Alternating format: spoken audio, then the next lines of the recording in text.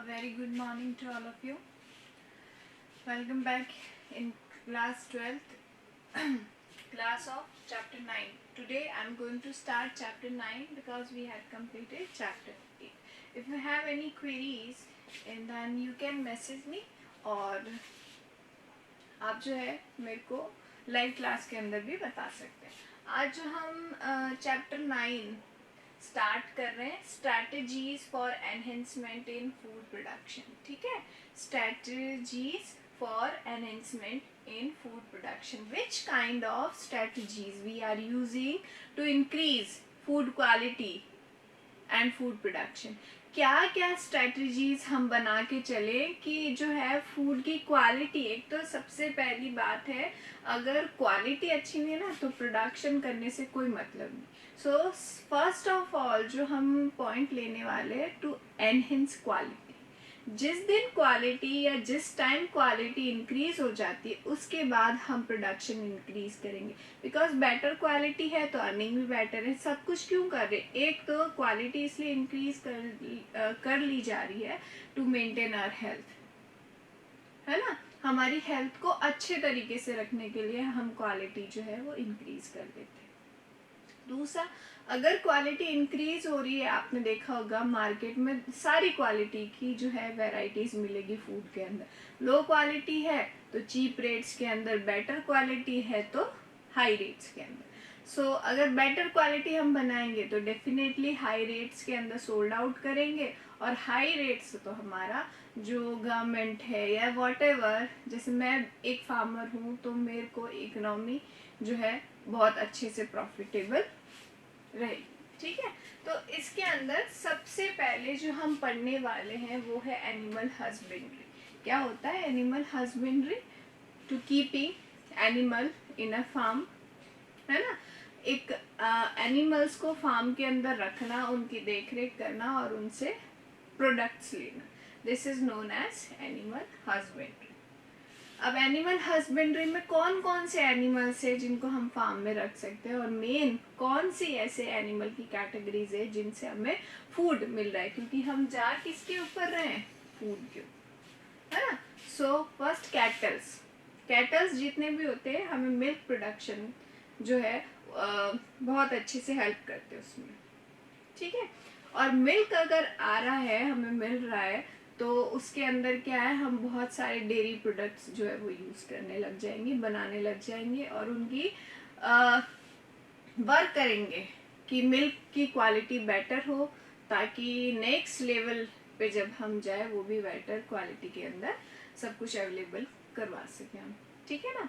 उसके बाद है आपका, जैसे अदर एनिमल्स के अंदर जाते हैं तो ये कॉक हो गए, है ना. तो इनको भी हम क्या है उसके अंदर रख सकते हैं फार्म के अंदर. तो देखो सबसे पहले हम एनिमल हस्बेंड्री में स्टार्ट करते हैं डेयरी प्रोडक्ट्स.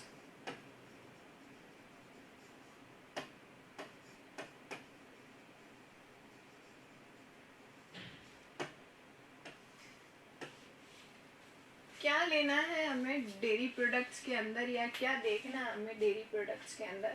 तो देखो सबसे पहले हमें क्या मिल रहा है डेयरी प्रोडक्ट में, we are getting milk. Milk से हम क्या बना रहे हैं, योगर्ट, है ना. योगर्ट बन रहा है.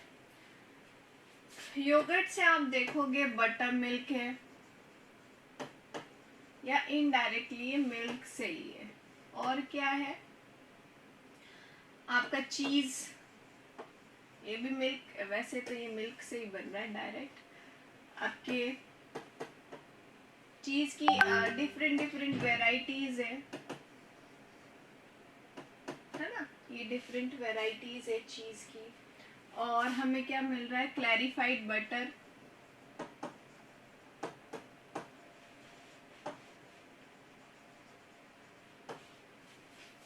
ये हम चलो ये इतने सारे प्रोडक्ट हमें मिल रहे हैं और ये डेली की रिक्वायरमेंट है. क्या है, डेली बेसिस पे हमें ये सारे चाहिए. तो अगर हम डेली बेसिस पे चाहिए तो डेफिनेटली हम किसके अंदर जाते हैं, जो बेटर क्वालिटी होगी. हमें दूध ऐसा नहीं पसंद है जो एकदम पानी की तरह दिखता, एटलीस्ट मिल्क की तरह तो लगे। तो हम क्या, इसके लिए हम जो है पैसा जितना देंगे उतना बेटर रहेगा। तो इसमें तो हर कोई चला जाएगा जो अफोर्ड कर सकता है, नहीं कर सकता। तो दैट्स वाई क्या है मेरा पॉइंट कहने का, या ये क्या समझाना चाह रहे कि मिल्क की क्वालिटी इंक्रीज करो। क्यों इंक्रीज करो? हम कहते हैं दूध हमें प्रोटीन देता है, this is the casein protein, और एल्बुमिन कौन सा है? लैक्ट एल्बुमिन, है ना, ये प्रोटीन हमें दे रहा है, ठीक है। लेकिन अगर हम 1 लीटर में भी कुछ मिलीग्राम्स में ये प्रोटीन लेते तब तो दूध पीने का कोई मतलब ही नहीं। सो दैट्स वाई हमें क्या करना पड़ेगा, दूध देने वाले एनिमल्स के अंदर कुछ इस तरीके से इंजेक्ट करवाना पड़ेगा अगर वो नहीं दे पा रहे, ताकि मिल्क की क्वालिटी जो है वो बेटर हो सके। या फिर एनिमल्स जो है हम ऐसे चूज करेंगे जो बेटर क्वालिटी या प्रोडक्ट जो है हमें दे सके। और दूसरी चीज, पहला तो चूजिंग हो गया है ना, तो हमें करना क्या है, पहला वर्क किस पे करना है, अच्छे एनिमल्स बनाने पे, ठीक है। क्योंकि फूड प्रोडक्शन करवाना है, तो अगर एनिमल्स ही अच्छे नहीं होंगे तो उनके जो प्रोडक्ट्स आएंगे उसकी क्वालिटी अच्छी नहीं है, और फिर हम जो है मास प्रोडक्शन वो नहीं कर पा पाए। Is it clear? सो हमने इन सब के लिए, अगर आपने याद हो तो एक रोजी काउ थी, उसके अंदर हमने ये लैक्ट एल्बुमिन वाली जो है, ये सबसे अच्छी जिसे कहते हैं क्वांटिटी देने वाली काउ बनाई थी, जिसके अंदर है ना 2.4 ग्राम, या नहीं, not 2.4 gram, it is a 240 gram in 1 litre. तो आप सोच सकते हैं कि कितना महंगा दूध बिकता होगा, क्योंकि मेन प्रोटीन ही चाहिए हमें, that's why. So first of all we have to taking care of that animal. अगर हमारे पास उनको अच्छा खाना खिला नहीं है तो फिर हम नेक्स्ट ब्रीडिंग पे जाते हैं कि बेटर ही बनाते हैं। बेटर बना लिए तो अब देखो उनका मेंटेनेंस भी बेटर चाहिए होता है। अगर हम कोई बेटर चीज कर रहे हैं ना, तो एफर्ट्स भी बेटर चाहिए, पैसा भी बेटर चाहिए, फिर डेफिनेटली आपको जो रिजल्ट मिलता है वो बेस्ट मिलता है। बेटर भी नहीं, वो बेस्ट रिजल्ट मिलता है। तो पहला हो गया आपका डेयरी प्रोडक्ट्स के अंदर। दूसरा जो है वो है पोल्ट्री फार्मिंग, है ना। पोल्ट्री फार्मिंग आप सबको पता होगा, जिसे हम हिंदी में क्या कहते हैं, मुर्गी पालन कहते हैं। पोल्ट्री फार्मिंग तो पता है।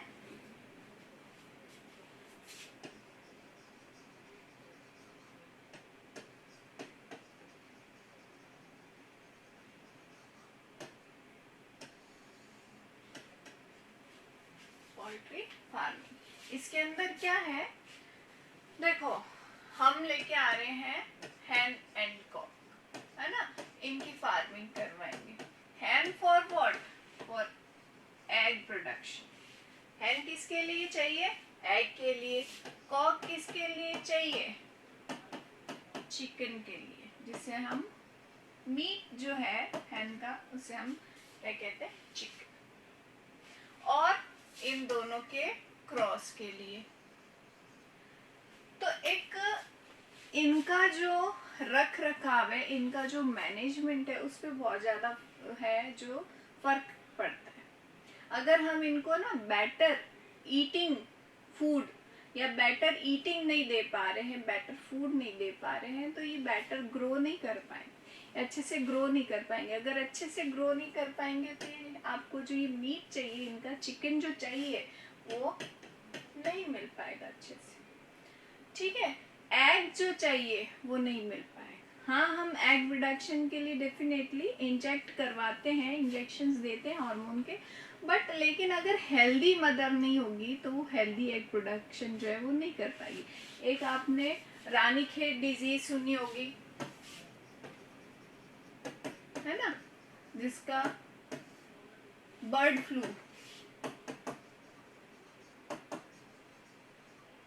ये डिजीज बहुत ज्यादा फैल गई थी। क्यों फैली थी? क्योंकि एक आधा वायरस आया, इसको एक को इन्फेक्ट किया, एक से दूसरा, दूसरे से तीसरा। सो देखो अगर इनकी इम्यूनिटी वीक रहती है ना, तो ये बहुत जल्दी इन्फेक्ट हो जाता है। सो दैट्स वाई हमें करना क्या है, इनको फूड बैटर देना है। और इनको जो ये हैन और कॉक होते हैं, इनको पसंद क्या होते हैं? इंसेक्ट्स। इंसेक्ट्स में कौन से? वर्म्स, जैसे कि अर्थवर्म, वो इनका फेवरेट फूड है। Earthworm is the favourite food of cock. Cock का फेवरेट फूड होता है अर्थवर्म। ये आप इसको देते जाओ। और इनका जो ग्रेन होता है जो हम इनको खिलाते हैं, वो भी हमें बैटर ही देना है, ताकि इनके अंदर जो डेवलपमेंट हो वो बेटर हो, फिर जो हमें प्रोडक्शन चाहिए वो भी बेटर हो जाएगा। ठीक है। सो ये आपका जो होता है एनिमल हस्बेंड्री के अंदर आता है लगभग सारा, कि हम किस तरीके से जो है एनिमल्स को बैटर बना सकते हैं। ठीक है। नेक्स्ट, अब ये जो हमने पढ़ा है कि ये सब कुछ हमें चाहिए इसके अंदर। अगर इनको शॉर्टकट में या समरी में बताऊं तो आपको बेटर या बहुत ही अच्छा यील्ड चाहिए, बहुत ही अच्छा प्रोडक्शन चाहिए। तो अब करवाना कैसे? हम बार बार क्या वर्ड यूज करें? Better better better. मदर और फादर बेटर चाहिए। तो हमें अब फाइनली किस पे जाना पड़ेगा? एनिमल ब्रीडिंग पे।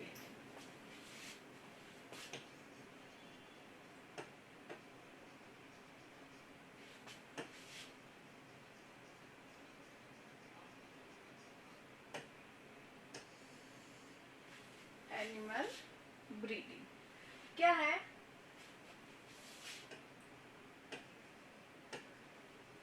Breeding between superior male and superior female। ठीक है, ये चीज का आपको ध्यान रखना है। जो भी हम एनिमल ब्रीडिंग के अंदर पढ़ेंगे, किसके अंदर ब्रीडिंग करवाएंगे? सुपीरियर मेल और सुपीरियर फीमेल के। क्यों? क्योंकि हम 100 में से एक सुपीरियर वैरायटी चूज करके ला रहे हैं। वो सुपीरियर क्यों है? उसका फिजिक अच्छा है, उसका जो बॉडी स्ट्रक्चर है वो अच्छा है। अगर हम कॉक की बात करते हैं, अगर हम हैन की बात करते हैं, तो एक प्रॉपर बॉडी अगर उसकी डेवलप्ड है ना, तो वो अच्छा एग प्रोडक्शन दे सकती है, या फिर हम कह सकते हैं वो अच्छा चिकन हमें उनसे मिल सकता है। सो दैट्स वाई वो हर ईच एंड एवरी पर्सपेक्टिव में वो सुपीरियर होना चाहिए।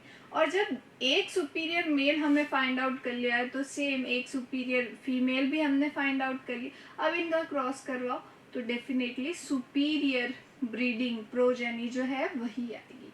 तो दैट्स वाई हम क्या करवा रहे हैं? Animal breeding. अभी जो आपकी एनिमल ब्रीडिंग होती है ना, ये दो टाइप की होती है। एक तो होती है इन ब्रीडिंग, एक होती है आउट ब्रीडिंग। ठीक है, in breeding and out breeding. Animal breeding is of two types. First is inbreeding. Second is outbreeding.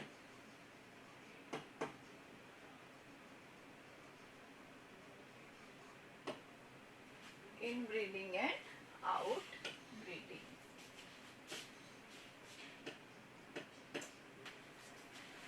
अब देखो नाम क्या कह रहा है?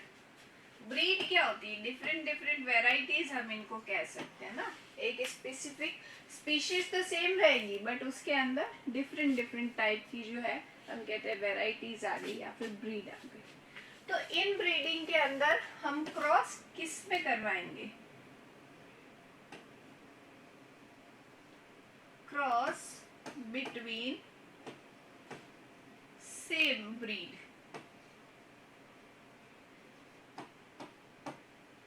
Male and female. ठीक है, cross between superior male and superior female of same breed. अगर हम सेम ब्रीड चूज करते हैं ना, तो इसके अंदर रिलेशंस निकल जाते हैं। कैसे? देखते हैं। जैसे सपोज करते हैं ये कोई एक फैमिली थी, है ना।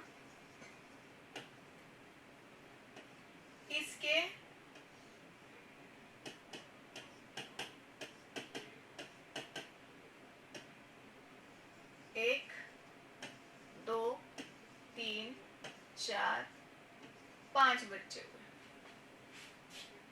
क्लियर, 5 बच्चे हो गए।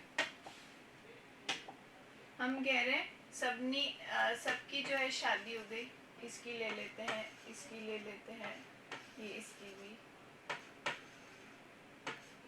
या अनदर पार्टनर है।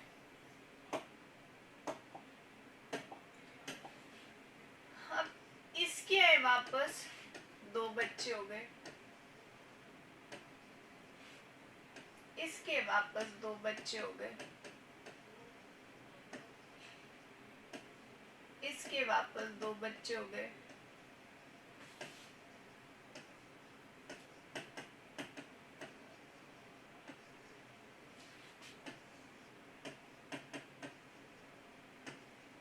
ये जनरेशन 1 थी, ये जनरेशन 2 है, ये जनरेशन 3 है।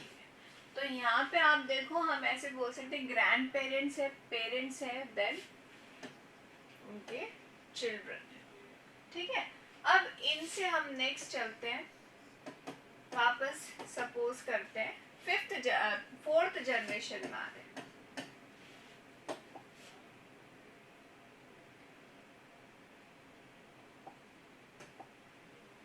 इनके ये पार्टनर्स थे,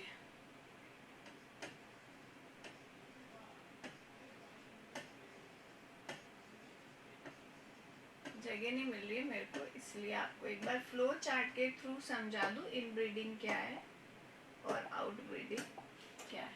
फिर से सपोज करते हैं 3 बच्चे आ गए, इसके अंदर 2 2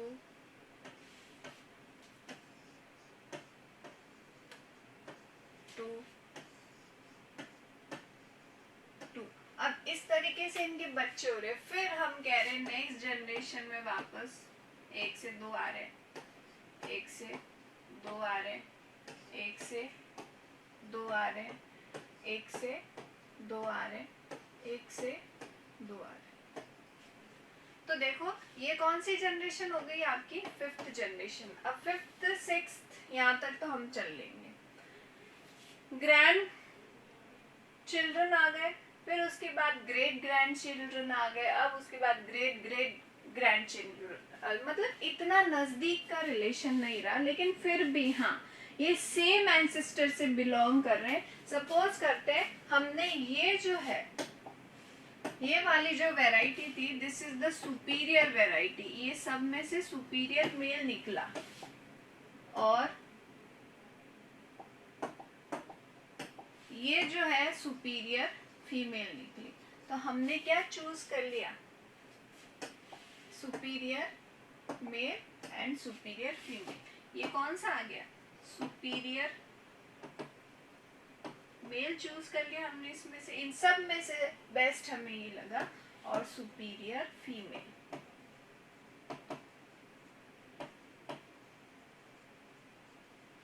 ठीक है, और इन दोनों का क्रॉस करवा दें, या फिर इनमें से ये सुपीरियर मेल मिला हमें और ये सुपीरियर फीमेल मिली, इन दोनों का क्रॉस करवा दें। तो हमें जो है चूज क्या करना है, 4 to 6 जनरेशन के अंदर अंदर ही हमें पार्टनर्स जो है चूज करने, सुपीरियर क्वालिटीज जो है चूज करनी है। तो इन ब्रीडिंग क्या कहती है,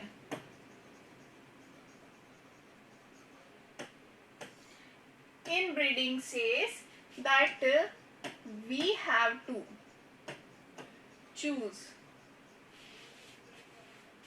superior varieties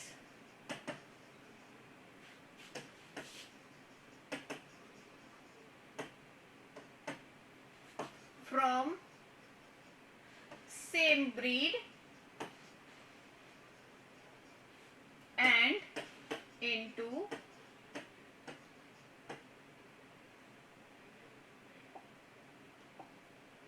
till 4 to 6 generation। क्योंकि 4 to 6 जनरेशन तक ही आपको चूज करना है, इससे आगे गए तो फिर इतनी जो है सिमिलैरिटीज देखने को नहीं मिलेगी। मैक्सिमम हम तो यही तक खत्म कर देते हैं, इन्हीं में से हमें चूज करना, इन्हीं में से क्रॉस करवाना। तो अब इनमें होता क्या है, देखो सेम पेरेंट्स है ना, तो इनके कैरेक्टर्स जो है सेम चल रहे हैं, क्योंकि ये आपस में रिलेशन के अंदर मैटिंग हो जाती है, तो कैरेक्टर्स जो है वो सेम रहते हैं। जैसे कॉक और हैन है, इन्हीं के हमने जो थर्ड जनरेशन वाले जो प्रोजेनी है उनमें क्रॉस करवा दिया सुपीरियर वेराइटीज चुन के, ठीक है। तो वो थे तो सेम पेरेंट से बिलोंग करते, लेकिन वो सुपीरियर वैरायटी थी, क्यों थी, क्योंकि हम सुपीरियर पेरेंट चुन के लाए थे। अब हम उनसे ये एक्सपेक्ट कर रहे हैं कि इनके सारे बच्चे सुपीरियर क्वालिटी वाले, ठीक है आ गए भाई, अब इन्हीं की आपस में क्रॉस करवाते चलो करवाते चलो। क्यों? क्योंकि हमें सुपीरियर कैरेक्टर को सेव करके रखना है। भाई हमने ब्रीडिंग क्यों करवाई? सुपीरियर कैरेक्टर्स के लिए करवाई ना। तो अगर इन बिटवीन हम बीच में से कोई दूसरा क्रॉस डाल देते या बाहर से कोई नई ब्रीड लेके आ जाते, उसके साथ क्रॉस करवा देते, तो सुपीरियर जो कैरेक्टर हमने जिसके लिए क्रॉस करवाया वो तो कहीं ना कहीं गायब हो जाएगा, या जरूरी नहीं जैसा हम चाहते वैसे एक्सप्रेस हो। दैट्स वाई उसको सिक्योर करने के लिए, सुपीरियर कैरेक्टर्स को सिक्योर करने के लिए हम अंदर ही अंदर ब्रीड करवाते रहते हैं। 4 से 6 जनरेशन के अंदर ही घुमानी है ब्रीडिंग, बाहर तो जाना ही नहीं है, ताकि वो सुपीरियर वेराइटीज सेव रहे और हमें प्रोडक्शन मिलता है। बट इनके अंदर होता क्या है, एक टर्म आ जाती है inbreeding depression. Inbreeding depression, inbreeding depression आ जाता है। क्या है ये इनब्रीडिंग डिप्रेशन? कि we are going to cross between superior varieties of same breed till 4 to 6 generation. That's why homozygous pure line will develop. Homozygous pure line जो है वो डेवलप होने लग जाती है, and this will lead to somewhere infertility in the animal.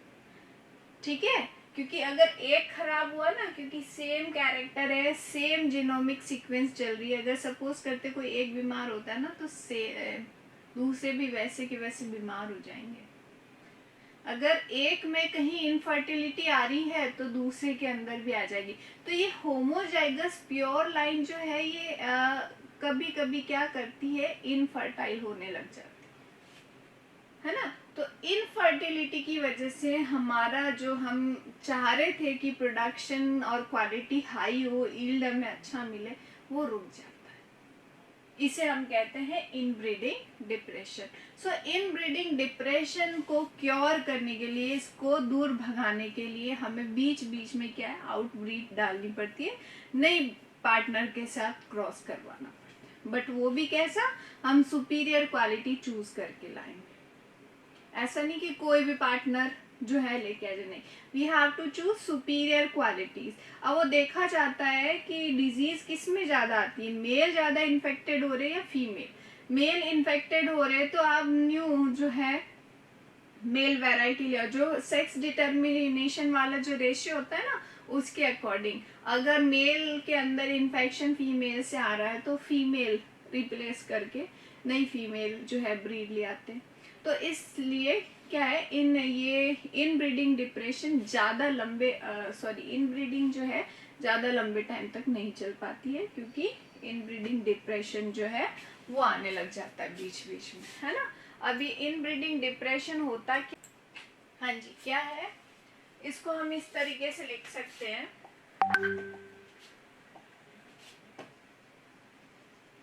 Continued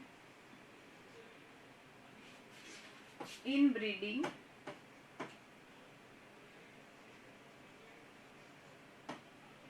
और specially between close breed causes infertility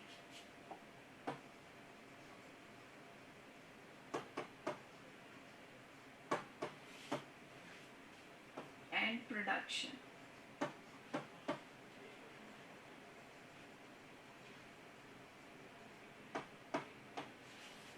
ठीक है, इसे हम क्या कहते हैं, इनब्रीडिंग डिप्रेशन। जैसे ये बहुत ही क्लोज हो गए ना, ये और ये,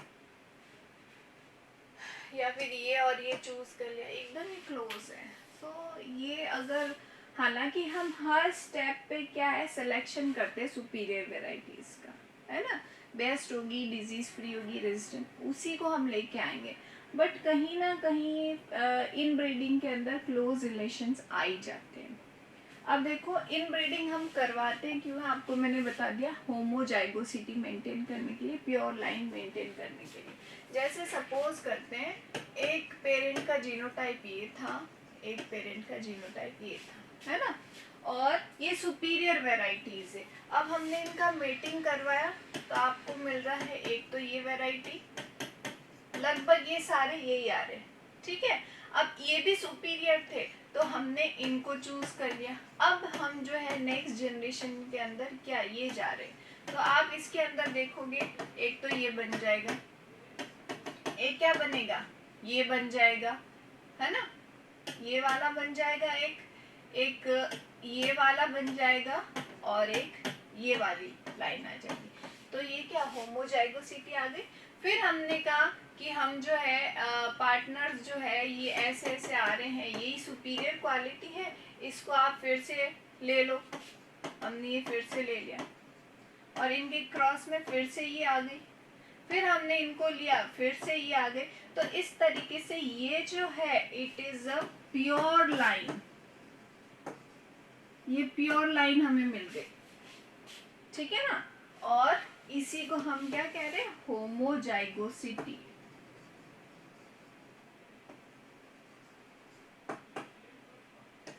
pure line homozygosity. So that's why in breeding करवाई जाती है, ताकि हम मेन कैरेक्टर्स को जो है छुपा के रख सके, अपने तक जो है वो रख सके।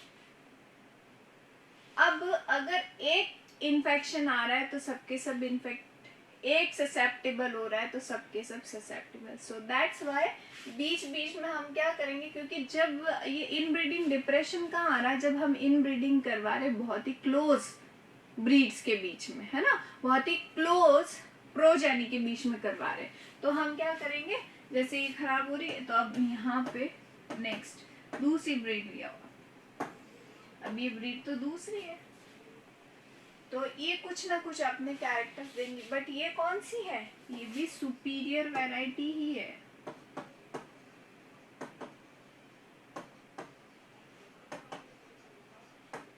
This is also superior variety. So इस तरीके से जो है हम इन ब्रीडिंग को मेंटेन करके चल सकते हैं, ठीक है। आई थिंक आप लोगों को समझ में आ गया होगा ये सबको बहुत ही अच्छे से, इन ब्रीडिंग। और कुछ प्रॉब्लम है आपको इसके अंदर अभी तो आप मेरे से पूछ सकते हैं इन ब्रीडिंग के अंदर। और साथ साथ जो है, ये मैं आपको जो शॉर्टकट में समझा रही हूँ, थोड़ा समझते रहा करो, क्योंकि फिर बाद में क्या होगा, प्रॉब्लम्स जो है वो क्रिएट होने लग जाएगी।